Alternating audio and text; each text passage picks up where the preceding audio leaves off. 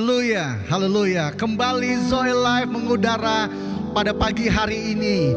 Dan biarlah semuanya dalam kebaikan Tuhan. Dan saya percaya saudara-saudara yang di rumah juga, yang di Australia, di Indonesia, tetap terus mengalami akan kebaikan Tuhan. Untuk mengawalinya, saya mau menyapa dulu untuk saudara yang ada di Australia. Di sana ada PLC Melbourne dan Jemaat Sydney. Dan juga ada pemahaman Alkitab Peniel, tepatnya di kota Melbourne dan kota Brisbane. Mari kita sapa mereka. Shalom. Haleluya, haleluya. Dan juga untuk di Bandung dan Citra Raya Tangerang, di sana ada JKI Zoe Live. Jadi bagi Bapak Ibu yang berdomisili di kota Bandung ataupun di Tangerang ya, yang ingin bergabung bersama di dalam ibadah onsite ataupun tatap muka, jadi bisa lihat nanti ya, ada alamat di akhir akan ibadah ini, dan biarlah sama-sama dapat datang untuk memuliakan nama Tuhan. Haleluya, haleluya. Dan kami juga menyapa untuk pemahaman Alkitab Peniel, ada di kota Jakarta, ada di Jawa Tengah, di kota Semarang, Solo, Kartasura, Klaten, Wonogiri, dan juga ada di Sumatera Utara. Sumatera Utara, Bang? Iya, di kota Medan. Kita sapa mereka sama-sama. Shalom. Haleluya, haleluya. Dan juga kami menyapa untuk Fellowship Hamba Tuhan yang tergabung dalam kelompok YPKB, Yayasan Pembawa Kabar Baik. Ada di beberapa tempat, di Jabodetabek, di Rotendao, di Sulawesi Tengah, tepatnya mungkin di Kepulauan Banggai dan Pulau Peling ya. Dan juga kami mau menyapa juga bagi saudara yang tetap setia untuk menyaksikan akan tayangan ini. Untuk itu biarlah damai sejahtera Tuhan memenuhi kita. Mari sapa mereka sama-sama. Shalom. Haleluya, haleluya, haleluya. Mari saya ajak bersama-sama, kita akan memulai ibadah kita. Kita mulai dengan berdoa. Ya benar Tuhan, Engkau saja yang dipermuliakan lewat wadah Zoe Live ini Tuhan. Dan biarlah setiap pribadi lepas pribadi yang menyaksikan akan tayangan ini, biarlah mereka boleh mendapati Tuhan. Mereka boleh mendapati pengalaman yang luar biasa dengan Tuhan. Dan di saat mereka mendengar akan setiap pujian, bahkan firman Tuhan yang disampaikan, bahkan lewat deklarasi, lewat perjamuan, mereka makin dikuatkan, diperteguh untuk tetap setia mengiringi Engkau Yesus di dunia saat-saat ini. Bapa, terima kasih. Terima kasih. Biarlah Engkau dapati hati yang selalu bersyukur, yang selalu bersyukur. Engkau dapati kembali di pagi ini. Ini ibadah kami Tuhan. Kami nyatakan, kami dedikasikan hanya untuk Engkau, pribadi yang luar biasa, Yesus Kristus Tuhan, yang siap menyatakan pujian bersama. Nyatakan, katakan amin.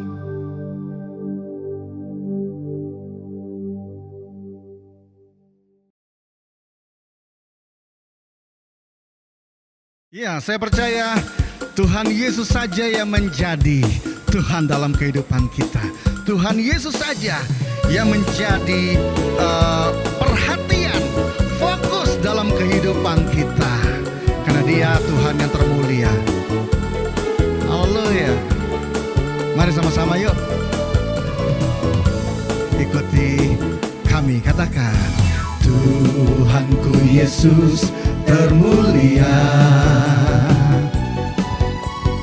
Tuhanku Yesus yang tercinta. Tiada Allah yang sepertimu.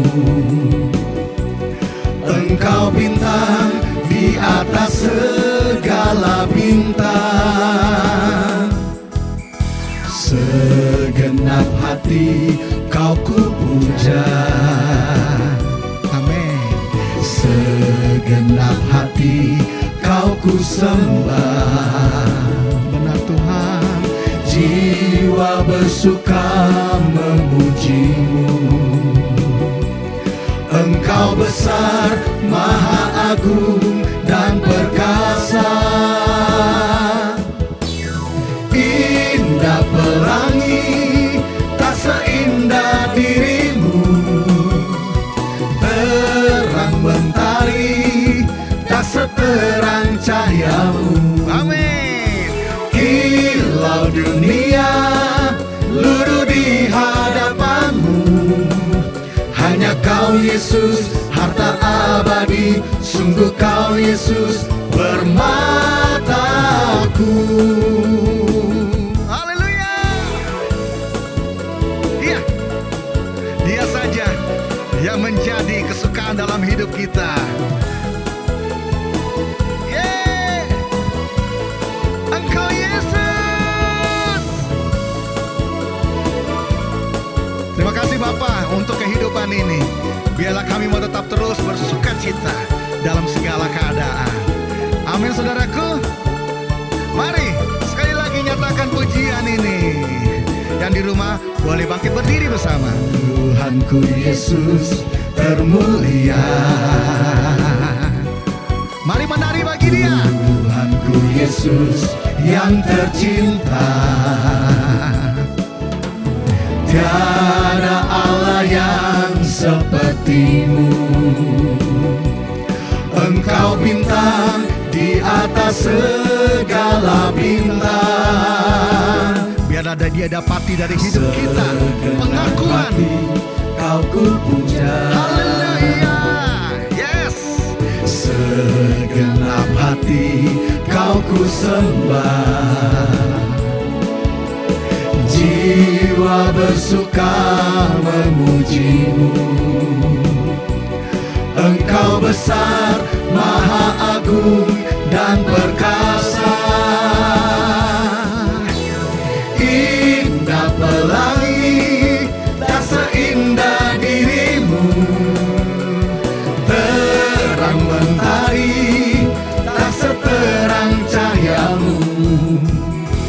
Kilau dunia, luruh di hadapanmu. Hanya kau Yesus, harta abadi. Sungguh kau Yesus, permataku. Haleluya. Haleluya. Di Alkitab bilang bahwa Raja Daud di saat dia tahu akan kebaikan Tuhan, dia dikatakan bahwa dia melepaskan segala sesuatu, jubah yang indah yang dia miliki, dia menari sehingga istrinya bilang, engkau seperti orang gila. Karena itu yang dialami dia, saudaraku. Saya percaya saudara tahu yang terbaik karena dia sudah memberikan yang terbaik dalam hidupmu, saudaraku. Amin, amin. Dan biarlah segala situasi dunia sudah semakin tidak menentu, tapi biarlah sukacita, joy daripada Tuhan itu engkau alami terus, sehingga engkau bisa berkata gini, indah pelangi, yo. Indah pelangi, tak seindah dirimu. Amin. Terang mentari, tak seterang cahayamu. Kilau dunia, luruh di hadapanmu. Hanya kau Yesus, harta abadi. Sungguh kau Yesus, permataku. Indah pelangi, tak seindah dirimu. Terang mentari, tak seterang cahayamu. Kilau dunia, luruh di hadapanmu. Hanya kau Yesus, harta abadi. Sungguh kau Yesus, permata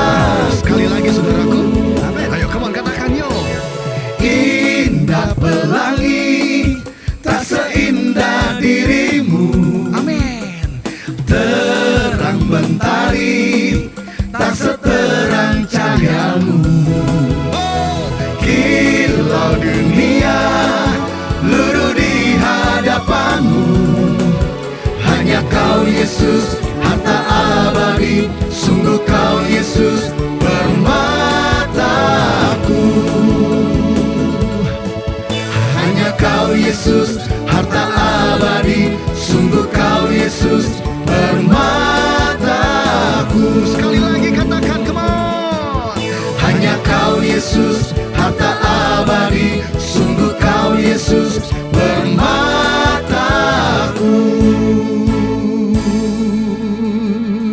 Amin.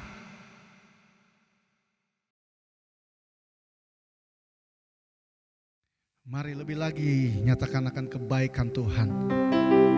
Biarlah lewat pujian ini, saya percaya setiap kita sudah mengalami. Biarlah itu dapat terimpartasi lewat ekspresi, lewat wajah yang berseri. Karena di dalam berbagai macam hal kita mengalami akan kebaikan Tuhan. Sehingga kita bisa menyatakan seperti berikut ini, saudaraku. Ku cinta Kau, rahmat-Mu nyata bagiku, hidupku di dalam tangan-Mu. Sejak pagi ku terbangun sampai ku terbaring, ku nyanyi kebaikan-Mu Tuhan. Sekali lagi saudaraku, kalau boleh. Ku cinta Kau, haleluya. Ku cinta Kau, rahmat-Mu nyata bagiku, hidupku di dalam tangan-Mu. Sejak pagi ku terbangun sampai ku terbaring, ku nyanyi kebaikan-Mu Tuhan.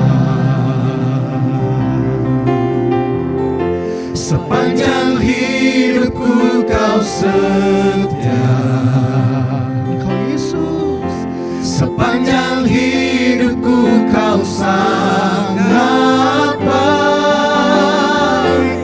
Nafasku memuliakan-Mu, ku nyanyi kebaikan-Mu Tuhan.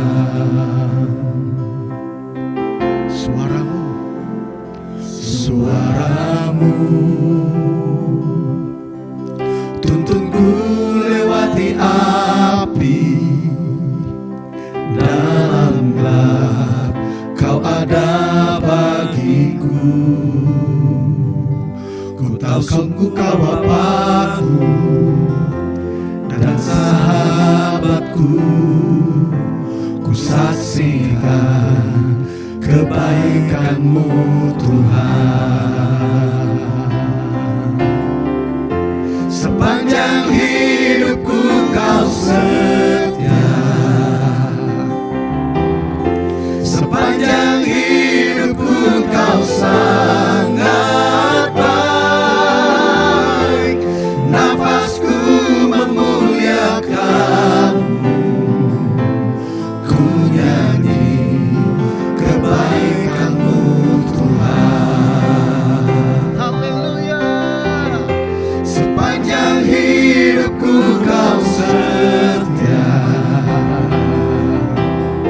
sepanjang hidupku Kau sangat baik. Nafasku memuliakan-Mu, ku nyanyi kebaikan-Mu Tuhan. Kebaikan-Mu Tuhan berkati hidupku. Kebaikan-Mu Tuhan sertai langkahku. Aku berserah datang menyembah, hidupku bagi-Mu. Kebaikan-Mu Tuhan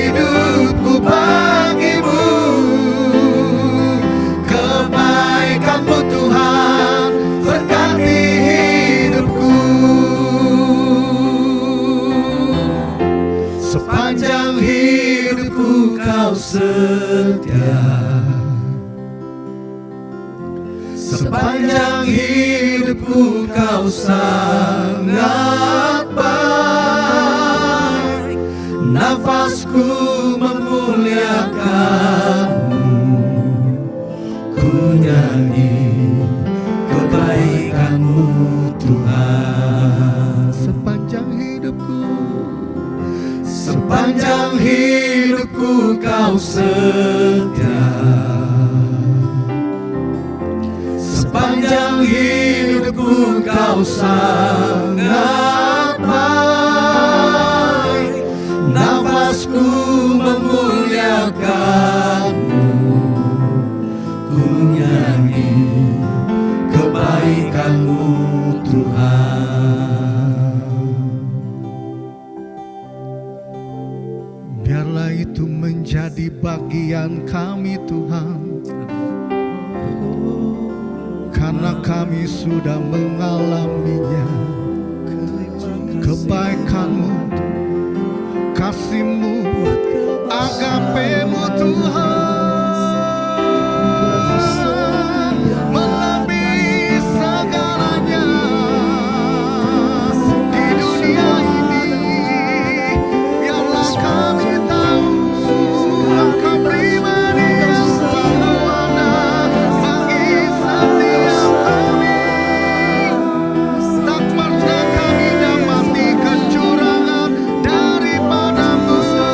Tak pernah kami dapati kelalaian daripada-Mu Yesus.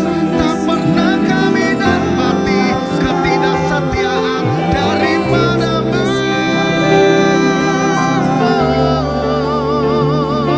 Haleluya, haleluya, haleluya. Terpujilah nama-Mu Tuhan. Haleluya, haleluya. Engkau mulia, Engkau kudus Bapa. Biarlah kami, hidup kami di dalam kekudusan-Mu. Haleluya, haleluya, haleluya. Glory bagi-Mu.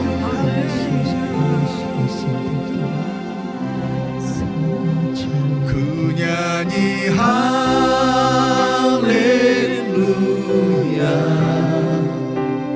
ku nyanyi haleluya.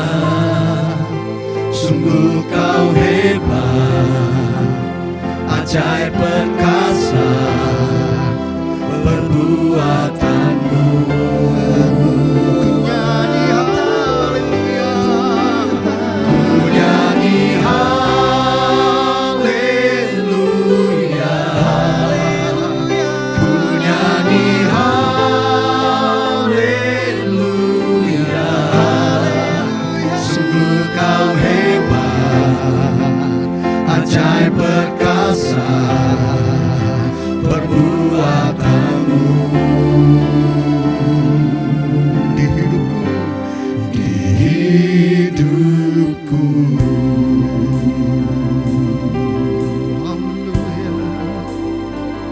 Haleluya, haleluya, haleluya. Ini kami Tuhan, kami datang kepada-Mu Tuhan. Bapakku datang menyembah-Mu di sini. Kami ku percayakan ada bagi kami, ada bagi Bapakku datang, Bapakku datang menyembah dalam unity, menyembah-Mu di sini. Ku percayakan, ku percaya ada bagi kami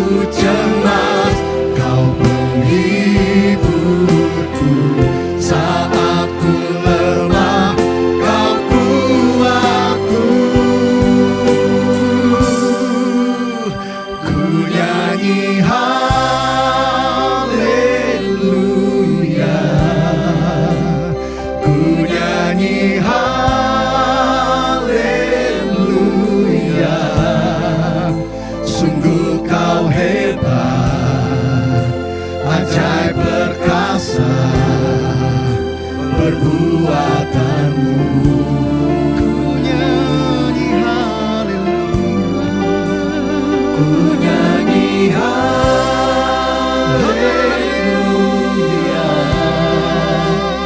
ku nyanyi haleluya, sungguh kau hebat, ajaib perkasa perbuatanmu. Haleluya, ku nyanyi haleluya. Ku nyanyi haleluya,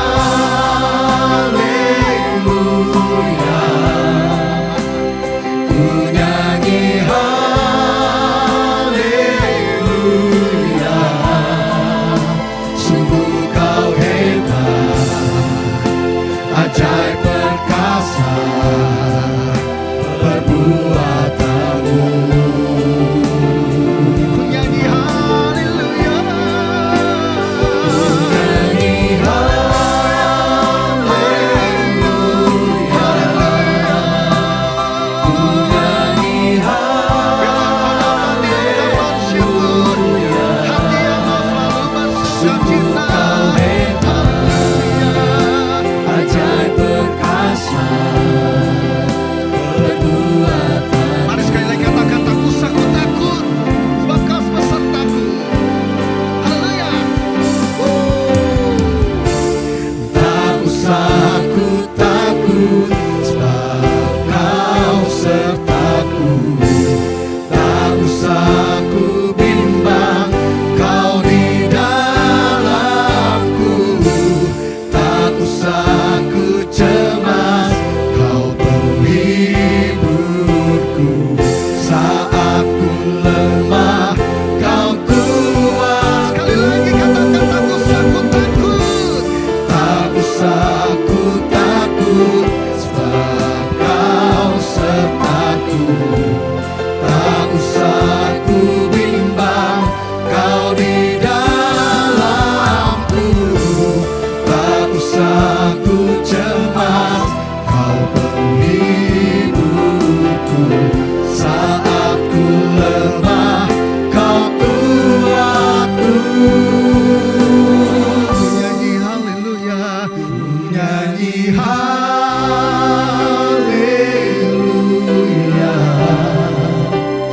ku nyanyi haleluya, sungguh kau hebat, ajaib perkasa perbuatanmu.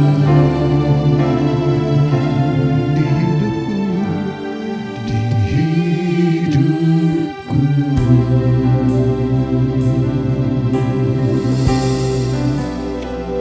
Di hidup kami,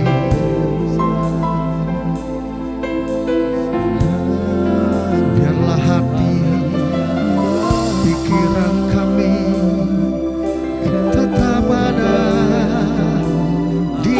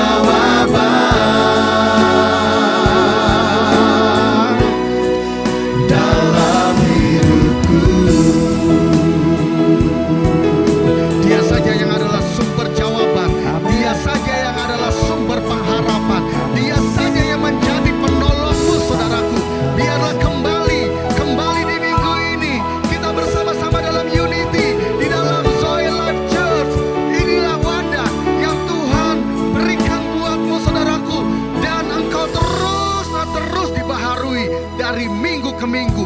Biarlah saat ini sekali lagi kita menyatakan pernyataan iman kita lewat deklarasi yang bersama-sama, bersama dengan keluarga kita, bersama dengan sahabat kita, bersama dengan saudara kita. Kita mau menyatakan ini. Mungkin saudara yang masih yang ada di rumah saat ini berkumpul bersama dengan saudaramu, berkumpul dengan orang tuamu, berkumpul dengan anak-anakmu. Mari bergandengan tangan di saat engkau menyatakan deklarasi ini. Haleluya, haleluya. Mari sama-sama dalam hitungan ketiga. 1, 2, 3. Dalam nama Tuhan Yesus, aku berdiri atas firman Tuhan. Dalam 1 Petrus 4 ayat 1. Firman Tuhan berkata, karena Kristus telah menderita penderitaan badani pada waktu Kristus disalibkan, maka kita pun sebagai umat yang sudah ditebusnya harus juga mempersenjatai diri sendiri dengan pikiran-pikiran demikian. Kita selalu mengingat bahwa kita semua yang telah dibaptis dalam Kristus telah dibaptis dalam kematiannya.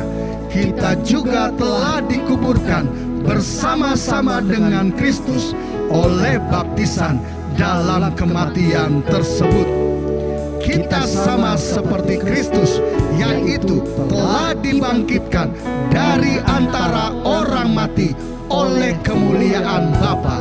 Maka kita juga ikut dibangkitkan dan beroleh hidup yang baru.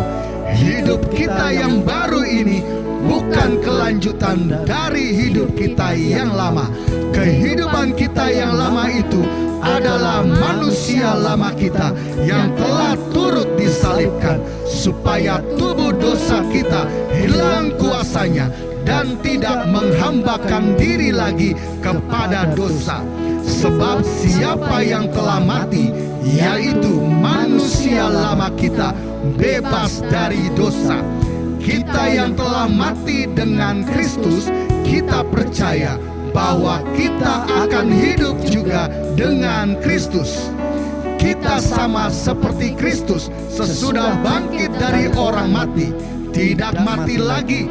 Maut, kecelakaan, kemusnahan, kebinasan, kegagalan, kebangkrutan, ketidakberdayaan tidak berkuasa lagi atas Kristus dan atas kita. Selanjutnya firman Tuhan berjanji, barang siapa termasuk kita yang telah menderita penderitaan badani telah berhenti berbuat dosa, maka semua kutuk-kutuk, kegagalan-kegagalan, jalan buntu, nasib buruk tidak menguasai kita. Kami percaya dan setuju dalam nama Tuhan Yesus. Amin. Amin.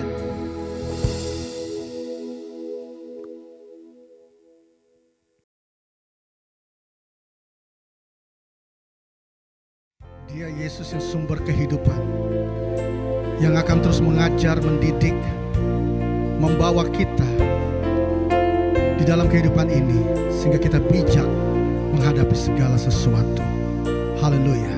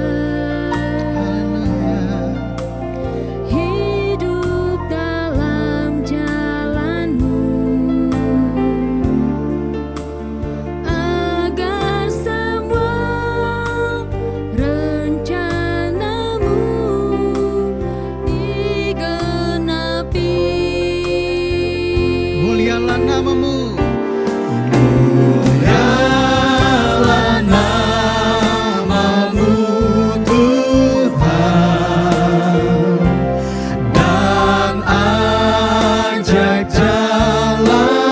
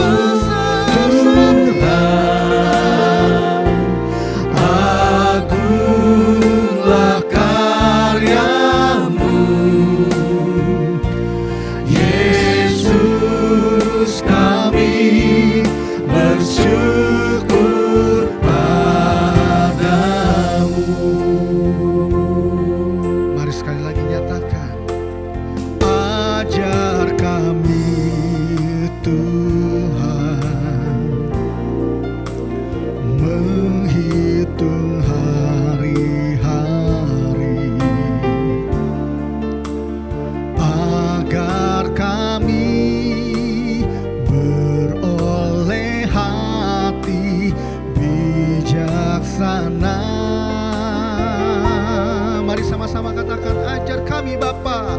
Ajar kami Bapa, hidup dalam jalan-Mu, agar semua rencana-Mu digenapi.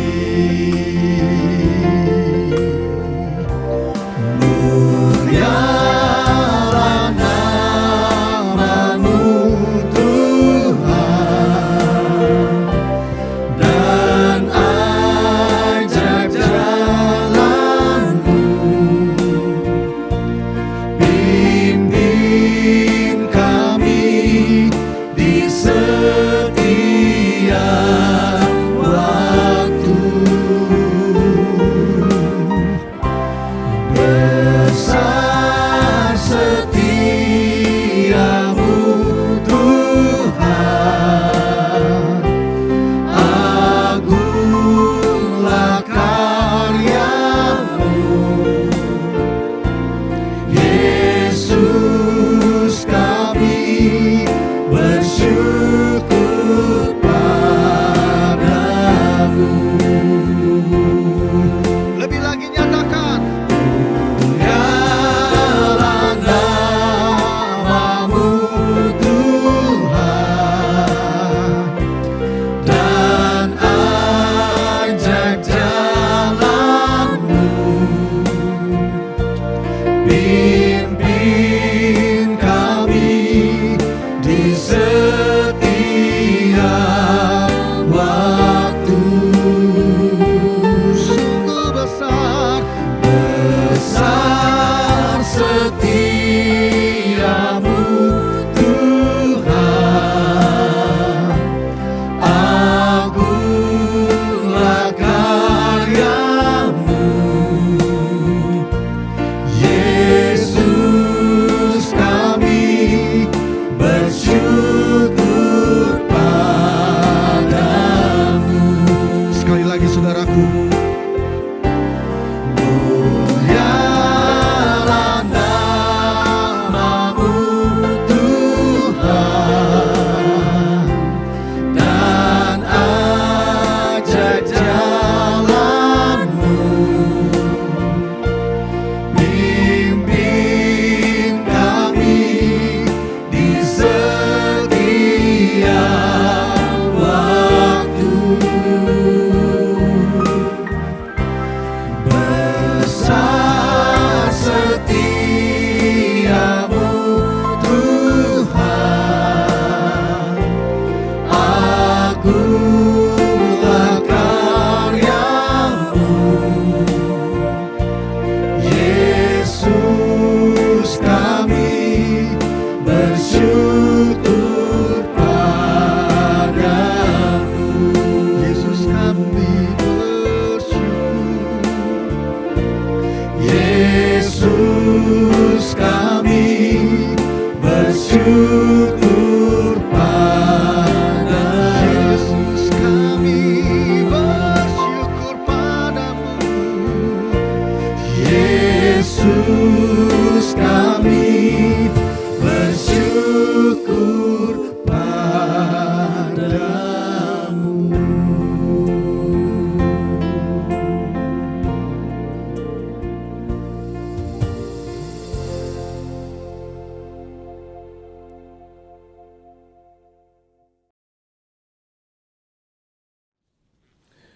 Shalom saudara-saudaraku dimanapun Anda berada, kita berjumpa kembali dan kita akan terus mempelajari kebenaran firman Tuhan.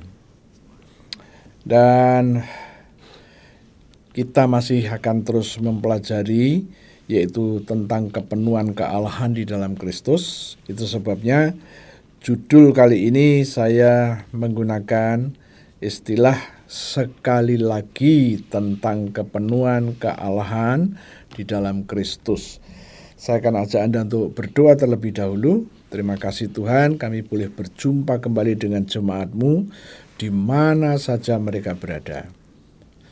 Dan sekali lagi kami juga minta kepadamu, pewahyuan, hikmat, dan pengertian itu turun ke atas jemaatmu yang mendengar firman ini. Buat mereka paham dan mengerti.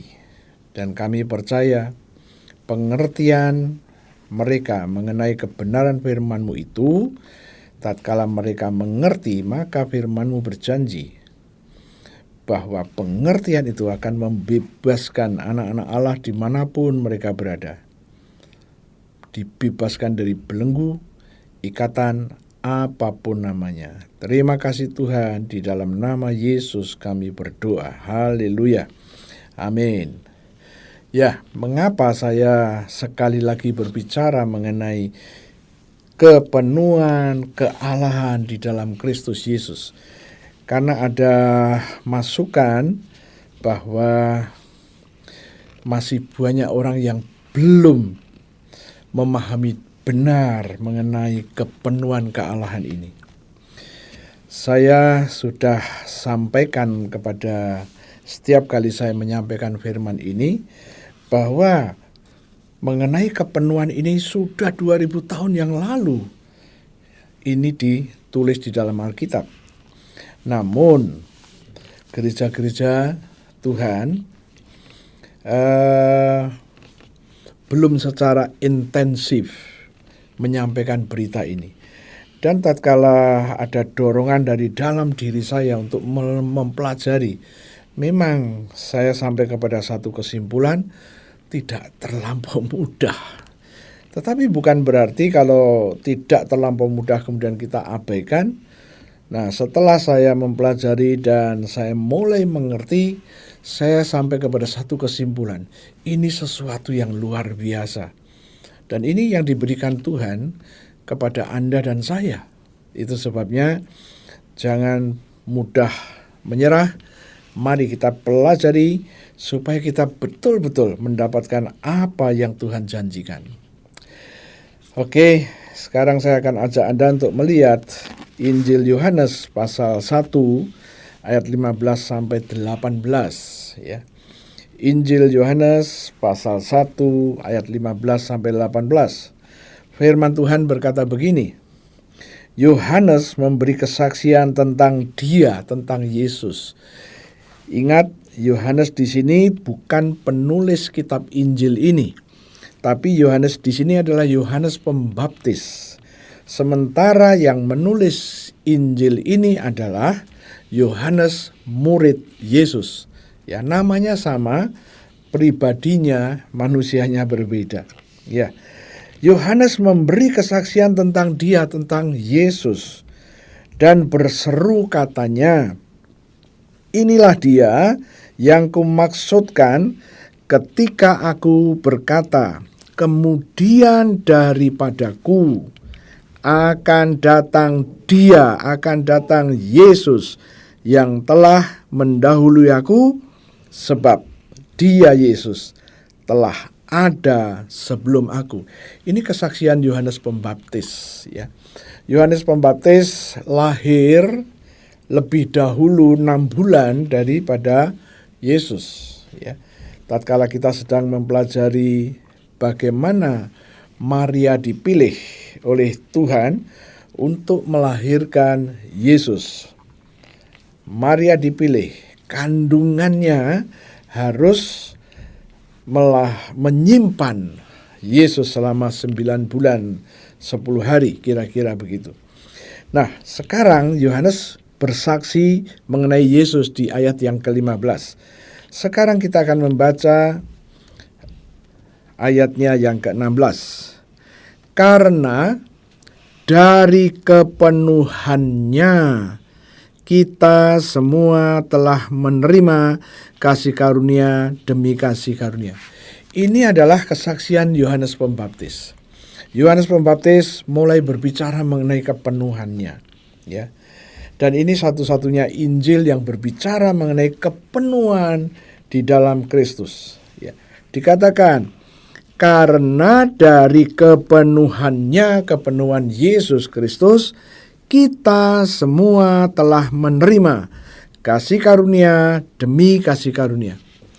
Jadi rupa-rupanya kasih karunia akan datang dalam hidup kita setiap hari, bila mana kepenuhan kealahan yang ada pada Kristus itu ada dalam hidupmu dan hidupku.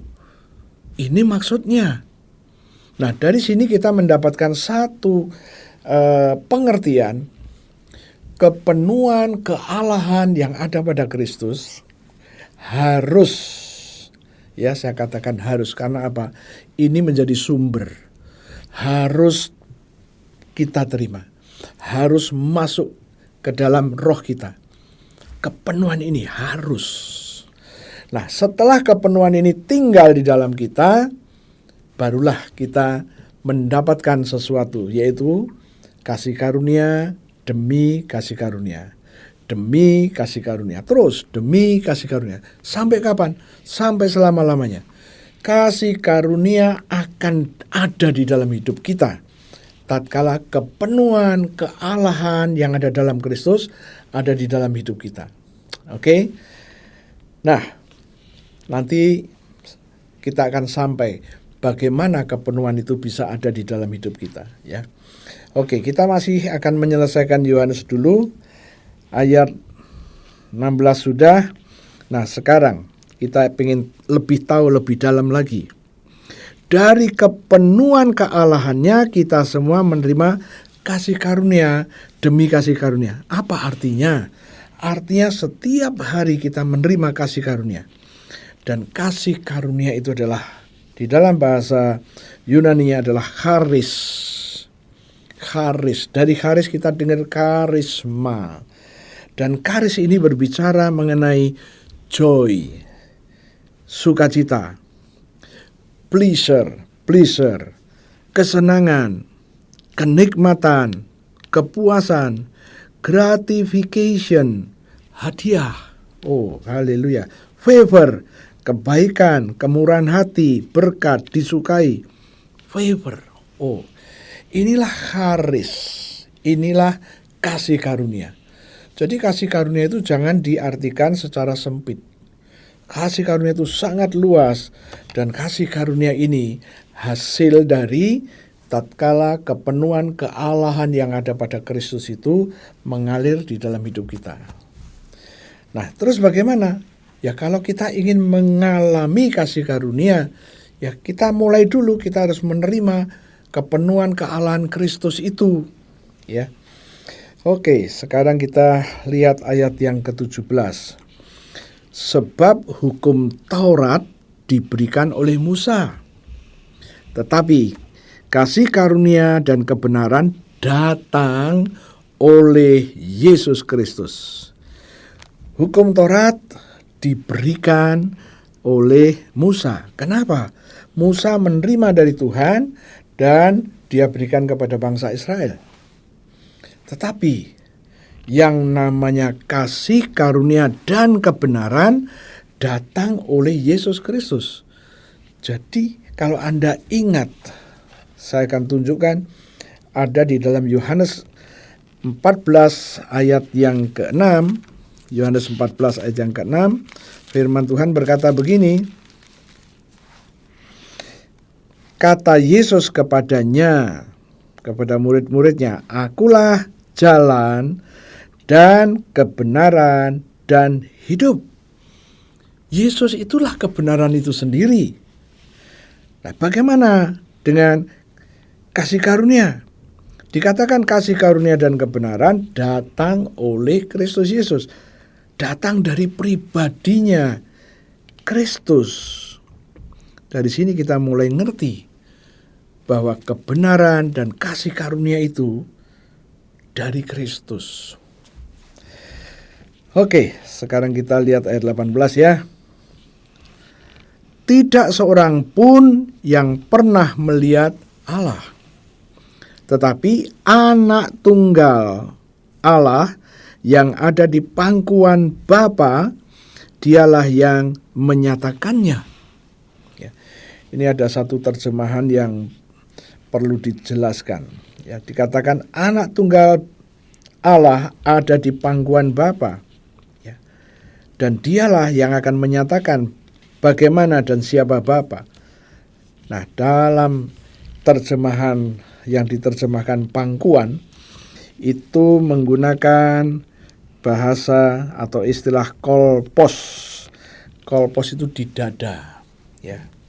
Kita pernah membaca di dalam Injil Yohanes, murid Yesus yang bernama Yohanes. Sekali lagi, tidak sama dengan Yohanes Pembaptis. Jangan salah.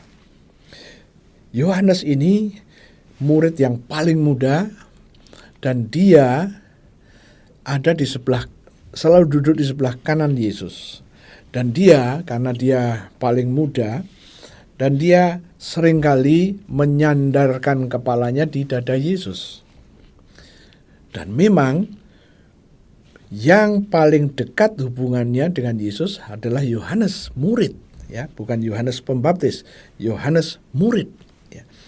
Nah, ini istilah bahwa dia menyandarkan kepalanya di dadanya menggambarkan bahwa betapa dekatnya Yohanes, murid Yohanes ini, murid yang bernama Yohanes ini dengan Yesus. Nah, sekarang hubungan Bapa dengan anak sama, ada di dadanya, berarti dekat sekali. Ya. It's okay. Kita sekarang sampailah kepada satu kesimpulan sementara. Saya sebut kesimpulan yang pertama. Kepenuhan kealahan dalam Kristus memberi dampak kepada kita, yaitu menerima kasih karunia. Dan kasih karunia ini adalah dari Yesus, diberikan kepada Anda oleh Yesus. Ya, oke. Jadi sekarang kita ngerti kepenuhan kealahan yang ada pada Kristus itu tatkala ada di dalam roh kita, di dalam hidup kita, ya, kita mendapatkan kasih karunia. Oke? Saya pernah ditanya, Pak, tatkala kepenuhan kealahan Kristus masuk dalam diri saya, mungkinkah ada tanda-tanda? Ya. Saya katakan bahwa Alkitab mengatakan kepenuhan kealahan yang ada di dalam Kristus itu tatkala masuk ke dalam hidupmu dan hidupku, ciri khas yang pertama, Anda mendapatkan kasih karunia. Ya. Saya bukannya mengingkari bahwa ada tanda-tanda yang lain. Ya, sekian puluh tahun yang lalu saya pernah dalam posisi seperti itu. Dalam satu fellowship, urapan Tuhan itu kuat sekali. Sehingga tangan saya tanpa saya sadari, tangan saya itu bergerak. Ya. Saya pikir, saya lihat tangan saya bingung, kenapa ini? Tapi rupa-rupanya itu tanda-tanda seperti itu hanya sementara. Ya. Tanda-tanda seperti itu hanya sementara. Bukannya salah, tapi tatkala tanda-tanda ini kita pelihara terus, lah itu nanti yang membuat sesuatu yang menceng, ya. Itu tanda-tanda sementara saja. Setelah belum ada setahun ya sudah selesai, ya. Tapi itu tanda tatkala urapan itu kuat sekali, ada seperti itu. Tapi bukan harus dikatakan semuanya harus mengalami tanda seperti itu, bukan, ya. Justru kasih karunia yang dijanjikan inilah yang tidak boleh hilang. Jadi kepenuhan kealahan itu hadir dalam hidup kita, masuk ke roh kita. Tanda yang tidak bisa hilang itu kasih karunia Anda miliki. Bukan tanda-tanda yang tadi tangan atau ada yang kepala bergerak begitu, bukan. Itu hanya sementara saja. Oke. Sekarang kita masuk ke Efesus pasal 1 ayat 23. Ini Efesus ini berbicara mengenai kelanjutan dari Injil Yohanes tadi, ya. Nah, Injil Yohanes berbicara bahwa tatkala kepenuhan kealahan itu ada dalam hidupmu, maka Anda mendapatkan kasih karunia demi kasih karunia. Every day kita mengalami itu, kasih karunia demi kasih karunia. Oh, haleluya. Sekarang kita lanjut yuk. Efesus 1 ayat 23. Firman Tuhan berkata begini, jemaat yang adalah tubuhnya. Oke? Yaitu kepenuhan Dia yang memenuhi semua dan segala sesuatu. Nah, di sini kita mendapatkan satu penjabaran, penjelasan. Dikatakan jemaat yang adalah tubuhnya. Pertanyaannya adalah, apakah setiap jemaat itu adalah tubuh Kristus? Nah, kita harus membacanya dan harus mengertinya. Tadi ayat 23 Efesus pasal 1 dikatakan jemaat yang adalah tubuhnya. Berarti ada jemaat yang bukan tubuhnya. Ya. Oke, supaya kita ngerti, tidak salah ya. Bukalah Matius pasal 16, kita ingin tahu jemaat yang Yesus bentuk. Yesus berbicara mengenai itu dengan jelas. Dan saya ajak Anda untuk membacanya ayat yang ke-15 terlebih dahulu. Lalu Yesus bertanya kepada mereka, siapa mereka? Murid-muridnya. Pertanyaannya begini, tetapi apa katamu? Jadi mu di sini bukan satu orang, ke murid-murid yang ada. Apa katamu? Siapakah aku? Itu pertanyaan Yesus dan mereka harus menjawab. Apa katamu? Apa kata murid-murid ini sehubungan dengan Yesus? Ayat 16. Maka jawab Simon Petrus, engkau adalah Mesias. Bahasa Yunaninya, engkau adalah Kristus. Kristos. Engkau adalah Kristus. Mesias itu artinya Yesus yang diurapi. Pertanyaannya muncul, seberapa besar urapan yang ada pada Kristus? Jawabannya adalah penuh. Bukan separuh, penuh. Bukan 3/4, penuh. Berarti engkau adalah Kristus, engkau adalah Yesus yang penuh dengan urapan. Simon memberi jawaban 2. Bahwa engkau adalah Kristus dan engkau adalah anak Allah yang hidup. Oke, ini jawaban Petrus. Engkau adalah Kristus yang penuh dengan urapan, engkau adalah anak Allah yang hidup. Kemudian saya ajak Anda untuk loncat ayat yang ke-18. Ini jawaban Petrus. Ada 2 jawaban Petrus. Engkau adalah Kristus yang penuh dengan urapan, dan engkau adalah anak Allah yang hidup. Sekarang kita lihat ayat yang 18.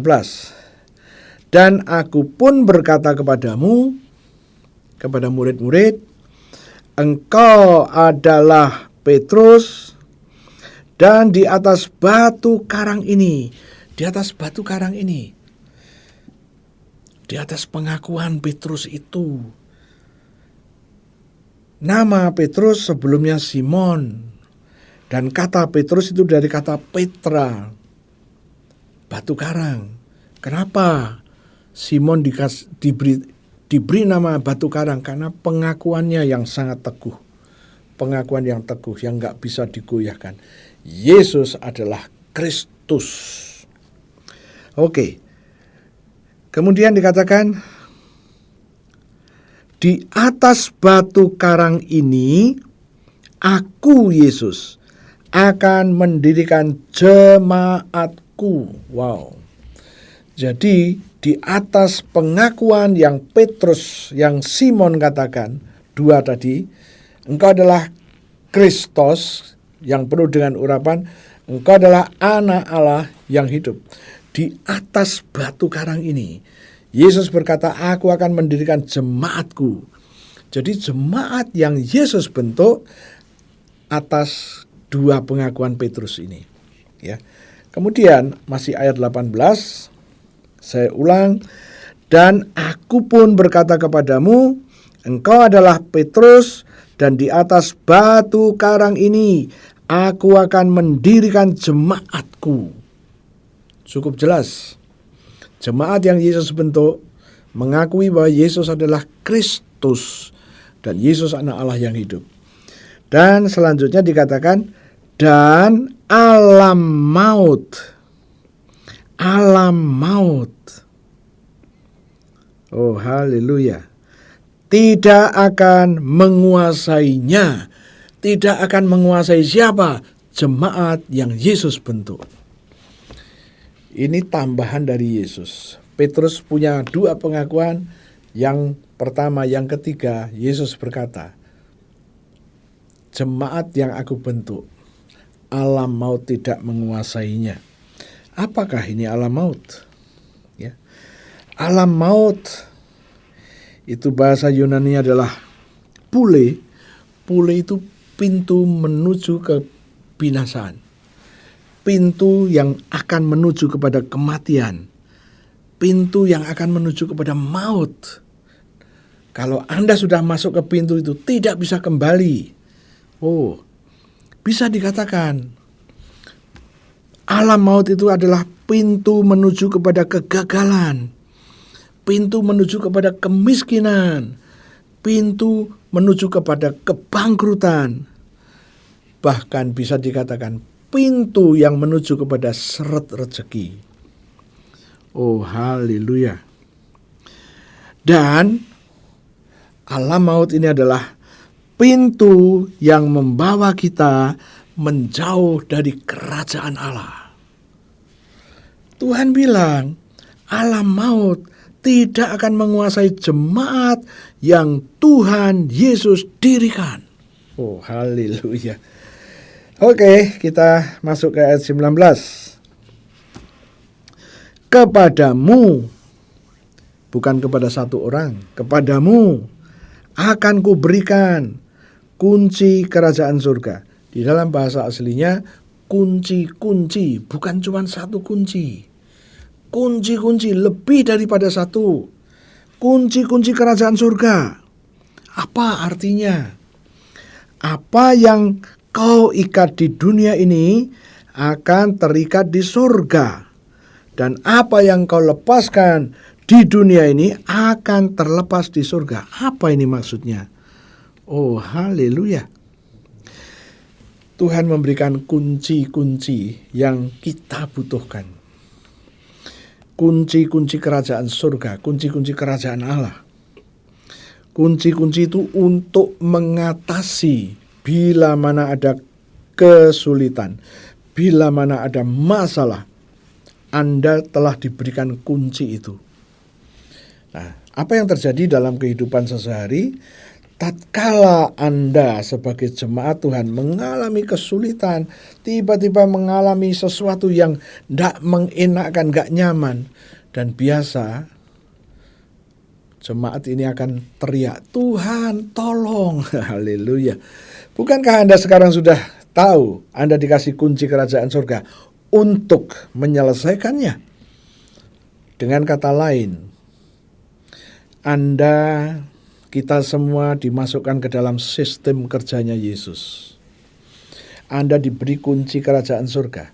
Anda diberi kuasa untuk supaya tidak masuk ke pintu alam maut. Oh, haleluya.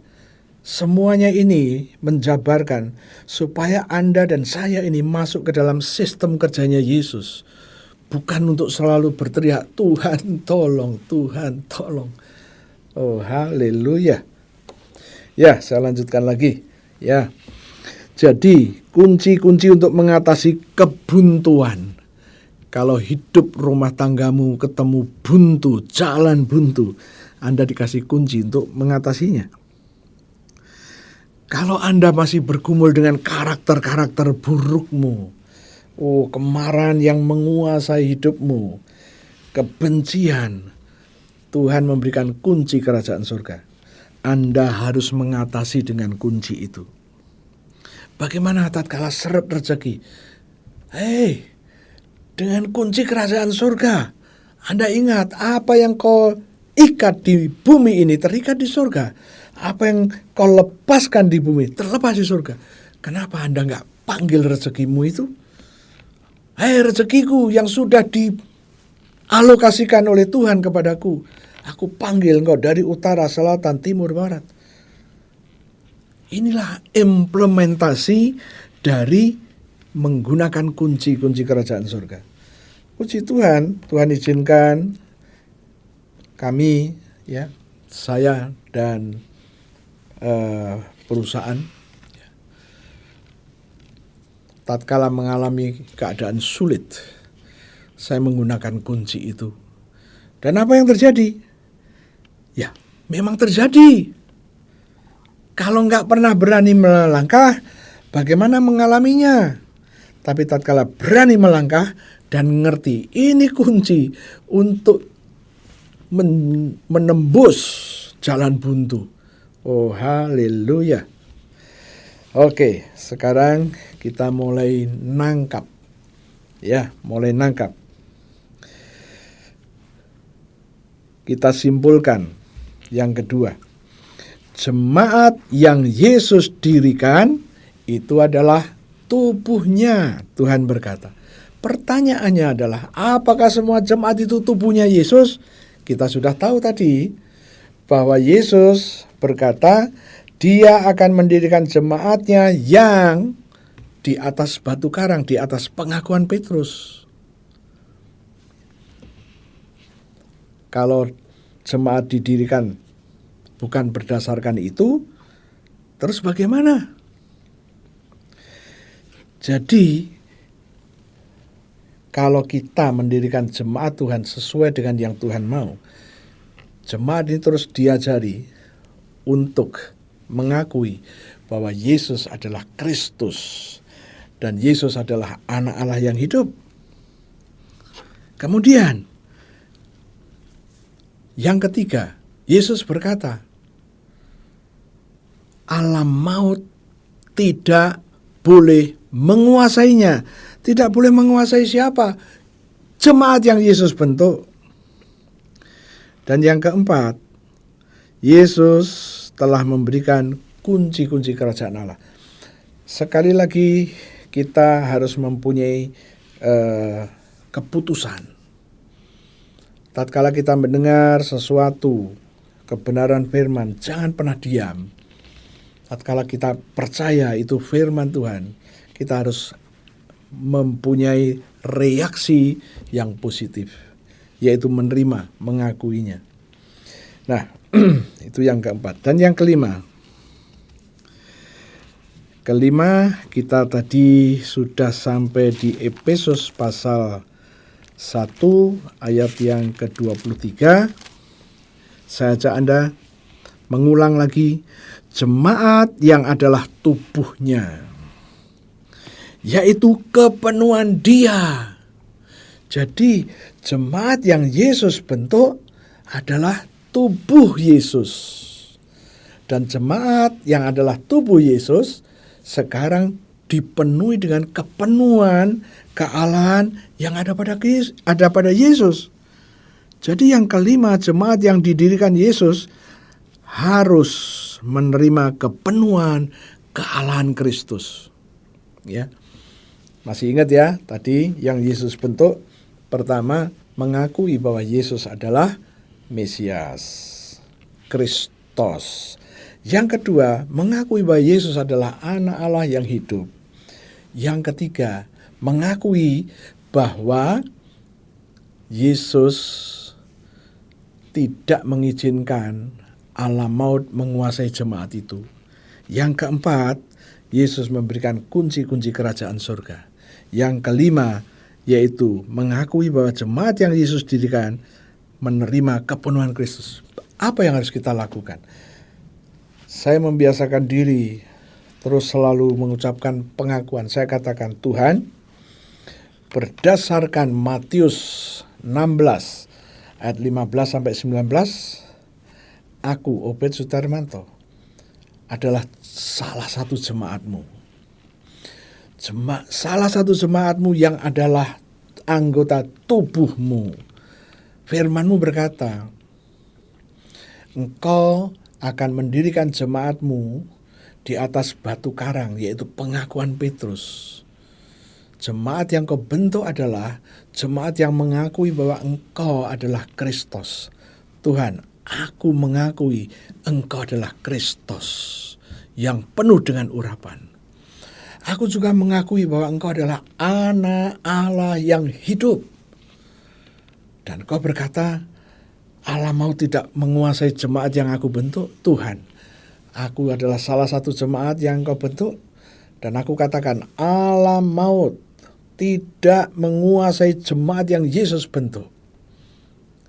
Alam kebuntuan, alam yang membuat binasa tidak menguasai jemaat yang engkau bentuk.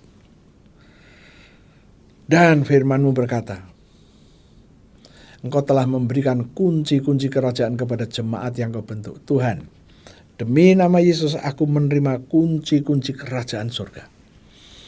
Kunci-kunci itu sudah aku terima. Kunci-kunci untuk membuka jalan buntu. Kunci untuk digunakan tatkala kondisi buruk terjadi. Kunci yang bisa digunakan tatkala jemaatmu mengalami kesulitan dan jemaatmu mulai memperkatakan.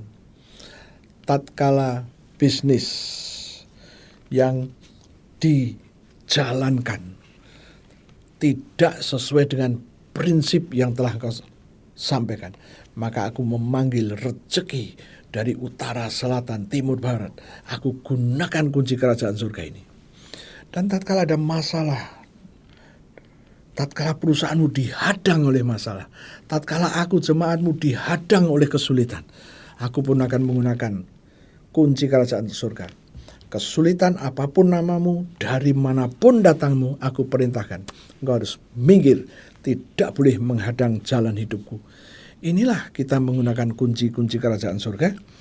Dan yang kelima, Tuhan, aku adalah jemaatmu. Dan jemaatmu, firman-Mu berkata, aku adalah tubuhmu. Dan sekarang Tuhan, aku katakan, kepenuhan kealahan yang ada pada Kristus mengalir kepada jemaatmu yang adalah tubuhmu. Aku katakan dengan kuasa nama Yesus, kepenuhan ini terus mengalir, terus mengalir. Dan sesuai dengan Injil Yohanes pasal 1 ayat 16, tatkala kepenuhan itu ada di dalam aku, maka kasih karuniamu itu ada di dalam hidupku. Kasih karunia ini akan membawa aku menghadapi hari demi hari. Kasih karunia itu terus aku alami. Inilah yang harus kita kerjakan. Ini yang harus kita katakan. Bila mana kita mempercayainya. Dan jangan pernah tidak mengucapkan apa yang Tuhan janjikan. Karena tatkala Tuhan berjanji, kita harus merespon dengan iman. Saya berharap ini akan memberi penjelasan lebih detail lagi kepada Anda yang selama ini merasa masih belum bisa nangkep secara utuh. Oke, sekarang saya ajak Anda untuk melihat Efesus pasal 2, mulai ayat 4, 5, dan 6. Ayat 4 dulu. Tetapi Allah yang kaya dengan rahmat. Rahmat di sini adalah belas kasihan. Dikatakan, tetapi Allah yang kaya dengan rahmat dan oleh kasih-Nya yang besar, oleh agape-Nya. Keduanya ini dilimpahkan kepada Anda dan saya. Saya baca sekali lagi ya. Tetapi Allah yang kaya dengan rahmat, oleh karena kasih-Nya yang besar yang dilimpahkannya kepada kita, ayat 5 saya sambung, telah menghidupkan kita bersama-sama dengan Kristus. Jadi rupa-rupanya Allah yang Anda sembah, yang saya sembah, itu kaya dengan rahmat, penuh dengan rahmat, penuh dengan belas kasihan. Wow. Kita harus terus membaca firman supaya kita nangkep, ngerti siapakah Allah yang Anda sembah.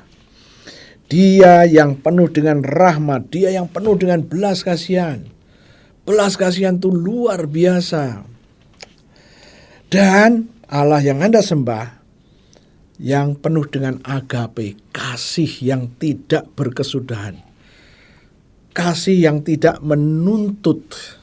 Puji Tuhan, agape.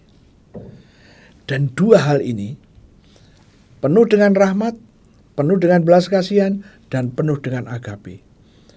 Apa yang Alkitab ini katakan ayat yang keempat, belas kasihan dan agape itu sekarang dilimpahkan kepada Anda dan kepada saya. Oh, puji Tuhan. Jadi yang dikatakan dilimpahkan, ya, saya harus memberikan satu gambaran dilimpahkan itu bagaimana. Ya. Kalau Anda hobi dengan tanaman, ya, di Indonesia itu berlimpah air. Kalau Anda menyiramin tanaman itu sampai basah kuyup, itulah, ya, dilimpahkan seperti itu. Tapi kalau di Timur Tengah, ya, di Israel, mereka air sangat terbatas, maka ada tempat toren begitu, ada vitamin-vitamin di situ, ada antibiotik dan macam-macam di situ. Dialirkan pakai selang, satu tanaman dengan satu selang. Dan itu tidak boleh berjam-jam, hanya hitungan menit, maybe 5 minutes, maybe 10 minutes, ya. Tergantung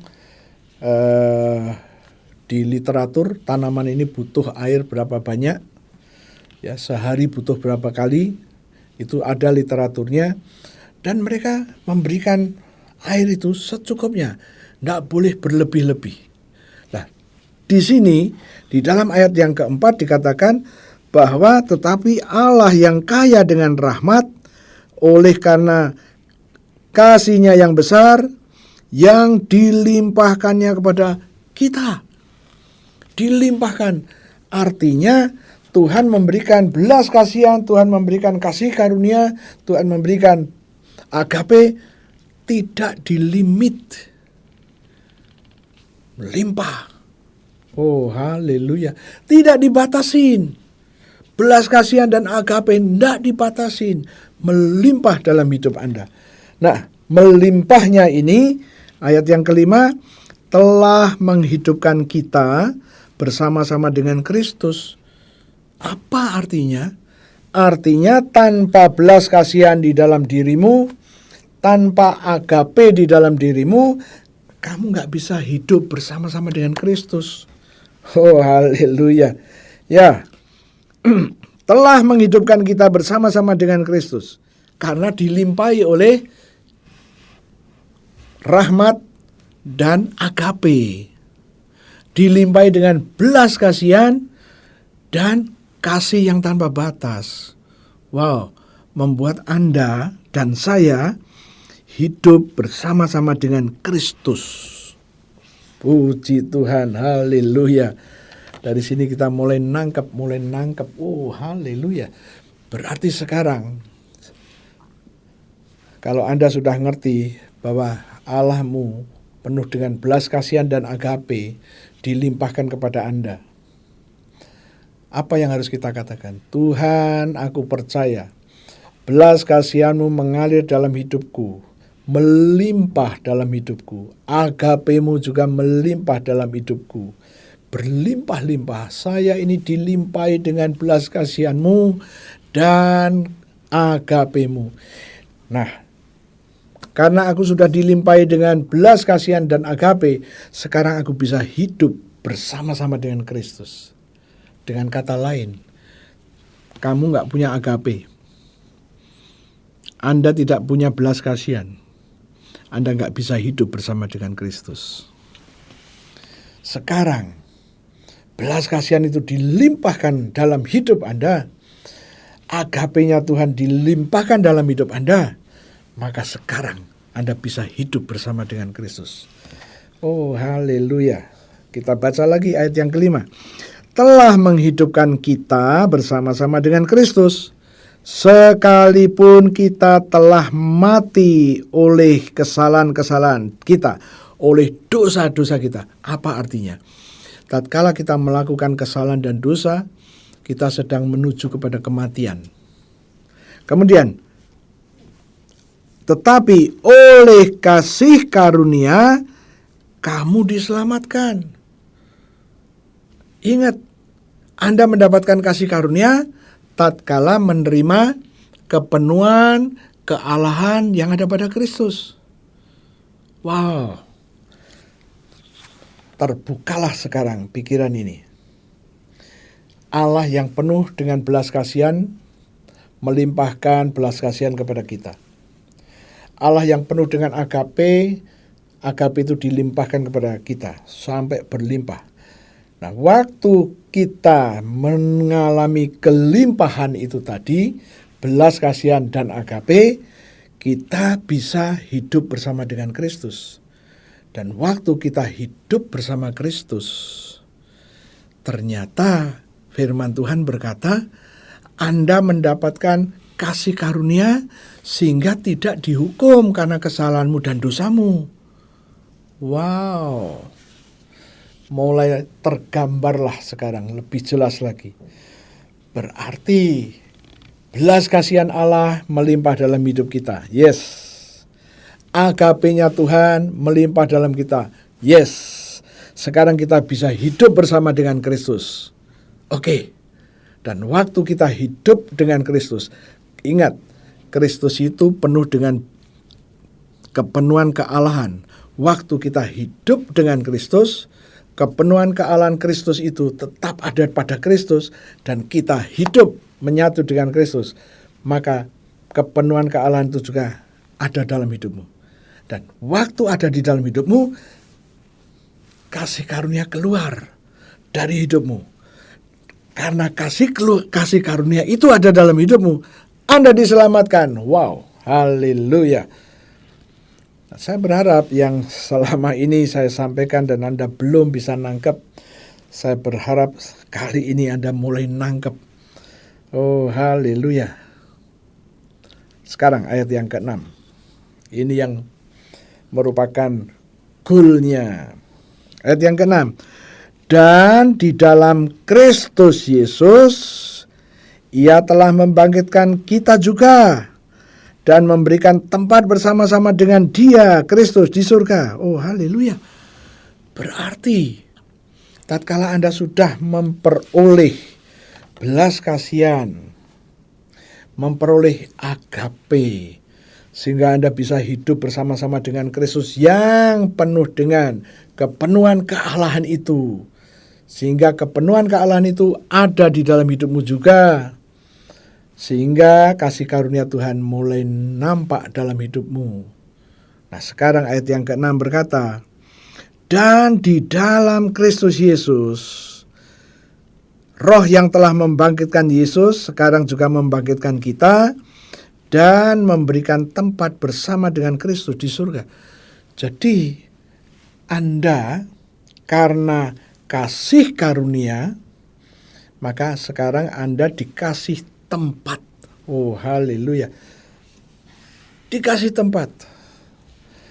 Anda teringat ya, tatkala ada satu event begitu ya, di Gelora Bung Karno katakanlah, ada satu event, dan orang-orang yang datang ke sana, mau katakanlah sepak bola begitu ya, ini yang bermain adalah tim favorit katakanlah begitu, dan itu orang tidak bisa masuk tanpa tiket. Nah, tiket jauh-jauh hari sudah dibagikan, sudah dijual, dan tiba-tiba Anda pengen tapi tidak punya waktu untuk ngurus. Tapi karena kasih karunia, Anda mendapatkan tiket itu. Kenapa? Kok Anda bisa dapat? Ya, yang pertama karena kasih karunia. Karena kasih karunia, tiba-tiba bagaimana caranya nggak tahu. Salah satu manajer tim kesayangan Anda ingat sama Anda. Maka Anda ditelepon. Kamu udah dapat tiket? Belum. Kemari tak kasih. Kamu butuh berapa? Oh, haleluya. Kasih karunia. Ya. Nah, begitu juga dengan ayat 6 ini. Anda sudah mendapatkan belas kasihan Tuhan memenuhi hidupmu. Anda telah menerima agape memenuhi hidupmu. Keduanya ini melimpah dalam hidupmu. Waduh, melimpah. Melimpah dalam hidupmu, puji Tuhan. Nah, karena melimpah, maka Anda sekarang dihidupkan bersama dengan Kristus. Kristus yang penuh dengan kepenuhan kealahan tadi menyatu dengan hidupmu. Dan karena menyatu dengan hidupmu, maka Anda mendapatkan kasih karunia. Nah, kasih karunia apa? Anda mendapatkan tempat untuk hidup bersama dengan Kristus di surga. Wow.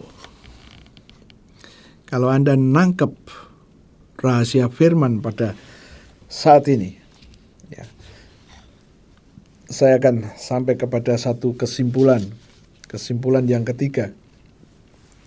Nah, dari sini kita mendapatkan satu understanding.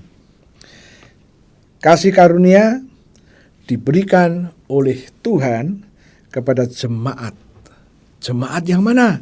Yang Dia bentuk. Jemaat yang penuh dengan kealahan. Kepenuhan kealahan yang di dalam Kristus itu ada pada jemaat yang Yesus bentuk.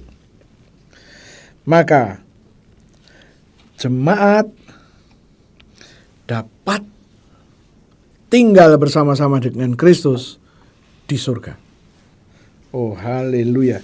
Saya berharap apa yang Anda dengar pada saat ini akan memberikan satu understanding. Ya, saya berharap yang beberapa kali saya sampaikan firman ini, dan kali ini saya rangkum jadi satu, supaya Anda mulai nangkep, mulai ngerti. Kepenuhan kealahan yang ada pada Kristus. Ini adalah fasilitas yang Tuhan berikan kepada Anda dan saya. Saya berharap Anda mulai nangkep, mulai ngerti. Ya, andai kata Anda masih belum sampai kepada intinya, saya membuka kesempatan untuk Bible study, mempelajari yang hari Minggu kemarin, untuk supaya kita boleh gali lagi lebih dalam lagi, sehingga understanding itu nangkep di dalam, masuk ke dalam rohmu. Ya.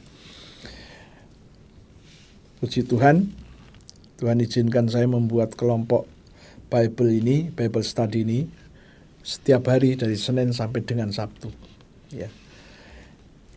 Saya berharap kalau Anda pengen lebih lagi, Anda bisa kontak kepada tim atau kepada kami sendiri. Ya. Oke, saya berharap apa yang saya sampaikan ini Anda mulai nangkep dan mulai ngerti dengan benar. Ya.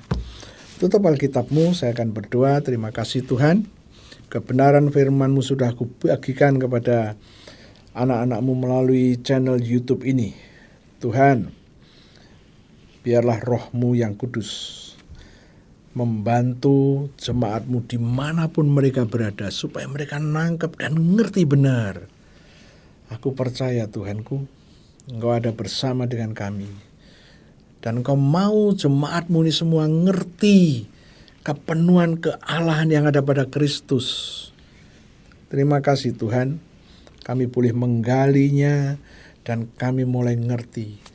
Ingatlah, kami adalah jemaat yang Kau bentuk Tuhanku, dan Engkau telah memberikan kepenuhan kealahan yang ada pada Kristus pada jemaat-Mu ini. Oh, terima kasih Tuhan. Sekarang Tuhan, di hadapan kami ada roti dan anggur. Berkati roti dan anggur. Seperti 2000 tahun yang lalu Engkau telah memberkati roti dan anggur untuk para murid-murid-Mu. Lakukan juga untuk jemaat-Mu yang sudah Engkau bentuk ini. Jemaat-Mu yang adalah tubuh-Mu. jemaatmu yang telah kau limpahi dengan kepenuhan kealahan yang ada padamu, juga jemaatmu yang kau limpahi dengan belas kasihanmu dan agapemu. Mereka adalah jemaatmu yang mau mengerti lebih dalam lagi, dan mereka adalah jemaatmu yang telah kau berikan tempat bersama-sama di surga dengan Kristus. Tuhan, kami percaya Engkau sedang memberkati roti dan anggur ini, dan Kau berkata kepada kami, ambillah inilah tubuhku dan ambillah inilah darahku. Kami mau mendeklarasikan apa yang kami percaya. Meteraikan dengan roh-Mu yang kudus. Terima kasih Tuhan untuk tubuh-Mu yang hancur. Tubuh-Mu yang penuh dengan bilur-bilur. Karena firman-Mu berkata, oleh bilur Yesus, aku sudah sembuh. Sesungguhnya penyakit-penyakit di tubuh kami telah Kau ambil, Kau tanggung di tubuh-Mu sendiri. Begitu juga dengan kegagalan, kelemahan, nasib buruk, jalan buntu yang menguasai kami, sudah Kau ambil dan Kau tanggung di tubuh-Mu sendiri. Aku percaya. Aku terima sekarang korban tubuh Yesus yang penuh dengan bilur. Mari kita makan sama-sama dalam nama Yesus.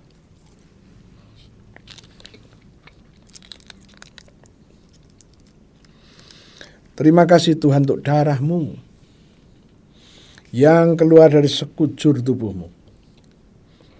Firman-Mu berkata, Engkau menebus kami dengan darah Yesus. Engkau menyucikan kami dengan darah Yesus. Engkau memperdamaikan kami dengan darah Yesus. Engkau membenarkan kami dengan darah Yesus.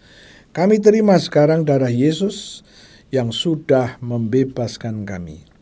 Mari kita minum sama-sama dalam nama Yesus.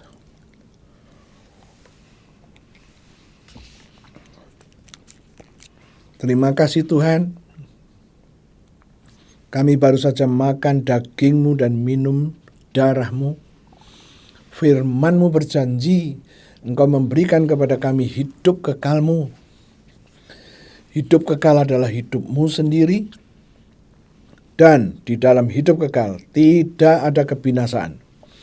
Tidak ada alam maut. Tidak ada kerugian. Tidak ada kebangkrutan. Tidak dikuasai masalah, tidak dikuasai penyakit. Ini adalah iman kami, dan kami setuju Tuhan merealisasikan dalam hidup kami. Kami percaya. Tuhan, kami juga berdiri atas janji firman-Mu. Roma 5 ayat 9 berkata, lebih-lebih kami telah dibenarkan dengan darah-Nya, darah Yesus. Kami pasti diselamatkan dari murka Tuhan. Tuhan, kami percaya janji ini. Kami mengambil darah-Mu, kami taruh atas tubuh kami, di bagian tubuh yang belum oke. Kami katakan, darah Yesus telah membenarkan organ-organ kami. Darah Yesus telah membenarkan tubuh kami. Dan firman Tuhan berkata, mulai sekarang pembenaran sudah dilakukan. Dengan darah Yesus, kami pasti diselamatkan dari murka Tuhan. Kami diselamatkan dari kebinasaan. Kami diselamatkan dari kegagalan. Tuhan, kami percaya itu adalah iman kami. Dan kami setuju Tuhan wujudkan dalam hidup kami. Terima kasih Tuhan. Saudara-saudaraku, kita sudah selesai. Silakan berdiri, angkat kedua tanganmu. Tuhan, kami sudah selesai dengan kebaktian ini. Sekarang kami bawa jemaat-Mu yang sudah mendengar firman ini. Aku percikan darah Yesus atas tangan-tangan yang terangkat. Dan aku katakan, mulai hari ini, apa yang Tuhan janjikan, Tuhan genapi. Karena kami adalah jemaat yang telah dibentuk oleh Yesus atas pengakuan Petrus, batu karang itu. Jemaatmu yang mengakui engkau adalah Kristus, jemaatmu yang mengakui engkau adalah anak Allah yang hidup, jemaatmu di mana engkau katakan Allah mau tidak menguasainya, dan jemaatmu di mana engkau katakan engkau sudah memberikan kunci-kunci kerajaan surga, dan jemaatmu yang telah dialiri, dipenuhi dengan kepenuhan kealahan yang ada pada Kristus. Kami percaya Tuhan, kesulitan apapun, masalah apapun, Engkau memberikan jalan keluar kepada jemaatmu ini. Bilalah firman-Mu, dan sekarang aku minta damai-Mu, sejahtera-Mu, sukacita-Mu, agape-Mu, belas kasihan-Mu, kepenuhan kealahan yang ada pada Kristus ada pada jemaat-Mu. Dalam nama Yesus kami mengucap syukur. Haleluya. Amin. Saudara-saudaraku, sampai berjumpa kembali. Tuhan Yesus memberkati.